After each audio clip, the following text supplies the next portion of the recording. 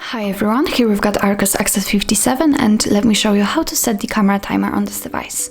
So first of all, let's enter the camera app and now let's tap on the settings right here. And as you can see right here, we've got the hourglass icon. It means that the timer is off. So let me show you. Now this device is taking photos right after touching the shutter button. In order to set the camera timer, just get into the settings and tap on the hourglass icon. As you can see, now we've got the 3 seconds delay.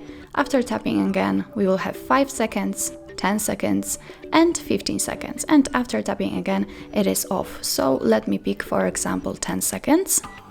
Let's get it back and let's tap on the shutter button. And as you can see, now this device is counting down from 10 and after that time, it will take a photo.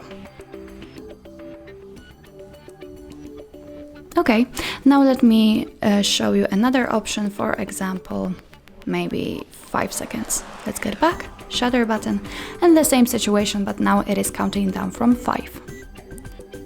To turn off the camera timer, just tap here and find the option where it will be off. Let's get back, and as you can see, it just got back to its normal state. So that's all. This is how to set camera timer in your ARCHOS Access 57.